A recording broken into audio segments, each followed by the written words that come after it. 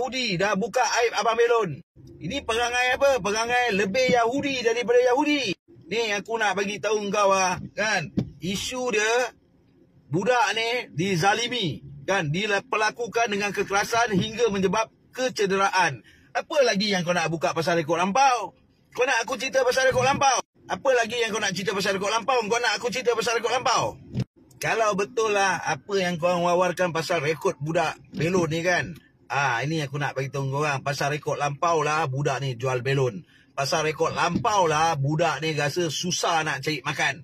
Pasal rekod lampau yang selalu diwawarkan, digembar-gemburkan, dibuang kerja, tak diterima kerja lah. Budak ini kan tak nak ikut peraturan. Dan aku salah seorang orang yang mempunyai rekod lampau. Kau rasa-rasa aku nak ikut kau punya rules lah?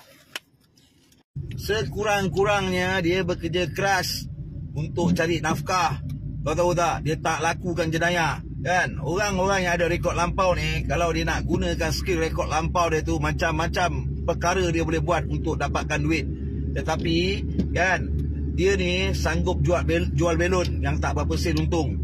Kan? Kalau rekod lampau nak ambil kira kan, lebih baik kita orang ni buat perangai-perangai lama lah kan, biar rosak Malaysia ni. Sebab apa? Tak ada satu agensi dalam Malaysia, termasuk juga kerajaan Malaysia, berusaha untuk membantu orang-orang yang ada rekod lampau kan. Malah dipergunakan lagi kan rekod lampau ni untuk merosakkan lagi orang-orang yang nak berubah. Inilah bangsat-bangsat yang duduk dalam kerajaan kan. Tapi Perdana Menteri ada rekod lampau, boleh pula memegang jawatan nombor 1 dalam Malaysia. Memang tak adil, memang pundi amat nalar reka korang ni.